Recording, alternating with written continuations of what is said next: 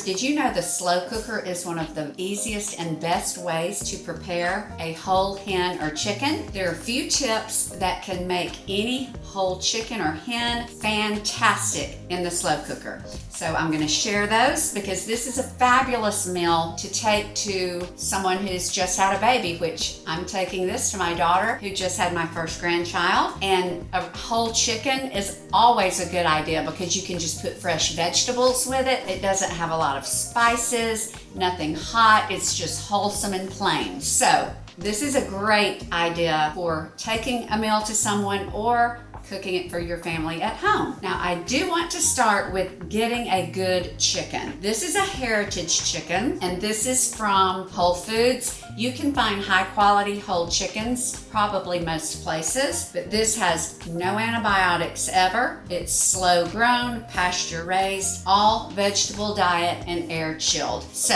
especially if you're taking this to a new mom who's nursing, it's always good to make sure you have a fabulous quality chicken. Okay, so the first thing you're going to do is put together a few seasonings. Now, you can season a whole chicken any way you like. I've done this with Greek seasonings before and made like a Greek style whole chicken. I have also done a lemon pepper chicken, but today I'm going to do one of my favorites. I'm just going to get a tablespoon of brown sugar. This is organic dark brown sugar.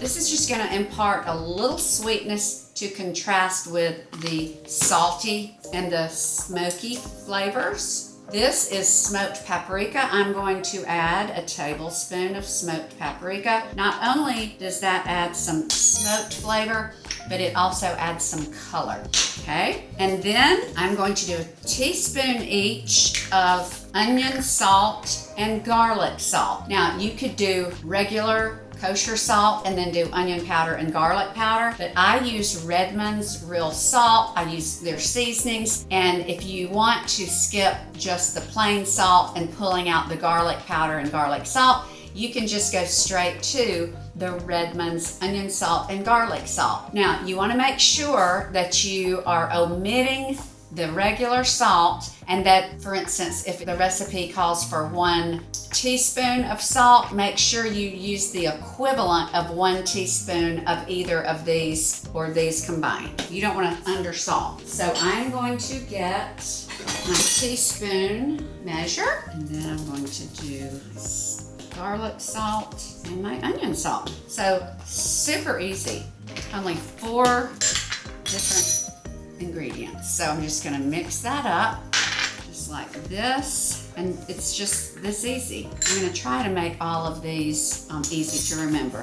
Okay, so we have our seasoning. I'm going to set it aside. So I'm going to put on my gloves, and I'm going to bring my slow cooker over, and I want to share another trick, lining the bottom of your slow cooker where it elevates the chicken. Now, that just keeps the chicken from sitting in and braising in any liquid, because it will release liquid even if you don't add any, and you don't want it to braise. You want the whole thing to have air circulating. Now, I have inserts that came with both of my slow cookers, but for those of you who may not have an insert, I'm going to show you an easy trick to elevate something in the slow cooker. You just want to get some aluminum foil, and you just sort of want to roll it up until you've made something like this. And then you're going to do one more. So you're making a little ring that elevates the chicken about 4 inches. Super, super easy. Okay, so I'm going to show y'all. See? So now we are going to unwrap the chicken. I always use gloves. I'm actually going to put some parchment paper down to put the chicken directly on it. A lot of people wonder, should I rinse or not rinse my chicken? There are many great cooks on both camps. I'm one who does not rinse my chicken because, first of all, it's going to splatter juices all in your sink, and if you buy a high quality hen or chicken, it should not need to be rinsed, but you can rinse it if you like. I like to pat my chicken dry, and these are usually just saline juices Guys, I know it's unpleasant to look at a raw piece of meat, but it looks so good when it's done. So just wipe it dry, and then I disinfect everything after this is done. And now I'm going to get my spray. I always spray the surface of the chicken. This is avocado oil. I use avocado oil spray or EVOO. And that's just going to do two things. It's going to add some fat, and it's going to help the seasoning adhere to the chicken, and it'll stick on instead of just falling off. So we've sprayed, and now we're going to add our seasonings, and we're going to sprinkle and then pat. Some will fall off, but you can keep picking it up, putting it back on. So you see this seasoning is sticking. So now we're gonna roll him over. Okay, so I have got both sides seasoned. I'm gonna finish this. Look how yummy. Now some of you might wonder whether to do this on high or low. If you have all day long, by all means, you can do low. It is about 11, so I'm going to do my chicken on high. So you want to put it up, you want to place it with the breast up. So there we go, and y'all can see, I'm going to add some of this final seasoning. So if y'all can see, this, see how it's sitting up? It's elevated, and I'm going to put on the lid.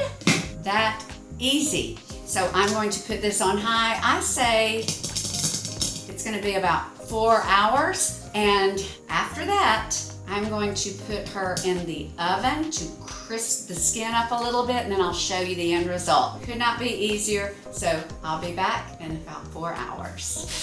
Okay, my friends, I've got to show you this chicken. Look how beautiful. Okay, it is fully and completely cooked. It's actually like 175, 180, but it's not burned. When you are cooking meat long, low, and slow, it can get to a higher temp without being burned because the lid is trapping steam and it's just getting more tender. It's not burning. Now, you could absolutely stop right here and have a fabulous meal. Now, I always let my meat cool. I think that it's always good to let any meat settle for at least 20 minutes. But the next step I'm taking is before the cooling. I am going to put this in an oven on broil just to crisp the skin up. That is just a personal preference. I just like to get a crispier skin. When this cools, it will get a little bit, not crisp, but it'll get firm. But if you want to get a crispy skin, you're gonna need to put it in an oven on low broil or broil, but you want to watch it because it will not take long for it to get that skin and you don't want it to burn. So I'm going to remove this and put it in a casserole dish. So I'm just going to try to get under the foil. Another good thing about the foil is you can just easily lift the chicken out. And see, this is what was left at the bottom. Not much, but I'm going to set this aside. Here we go. So I'm going to go ahead and I'm going to remove the foil because we don't need that anymore. I'm going to toss it. I should have spatchcocked this chicken, y'all. That just flattens it a little bit because he's sitting sort of lopsided. And I don't know if I can spatchcock him now that he's hot. Maybe I can flatten him just a little bit. Yeah, I'm flattening him just a bit. I hear some creaking of bones. So that's better. I don't want to wipe off all the seasoning because that looks so pretty, but y'all see how it's a little more flat. As soon as the oven is at broil, I'm going to stick it in and show you all what that does to the skin. And that smells so good. So y'all stay tuned. Okay, everyone, here is the slow cooker whole chicken. And as you can see, it just took less than 5 minutes, and it just got this skin all crispy and super golden. And as it sits, it's going to get even a little more crispy, but that is all there is to it. It could not be easier, and I believe that this chicken, which is organic, no hormones, no antibiotics, I want to say this was under $10, and I know what's in it. I'm going to take it to my daughter who just had a baby, and I know that this is clean, whole food. So I hope that this technique, it's really not a recipe, but I hope this was helpful. Always feel free to leave comments, questions, because I love providing value that will hopefully help you be more savvy with your family. As always, thank you for watching. I hope you'll subscribe to my channel, and until next time, be blessed and stay savvy.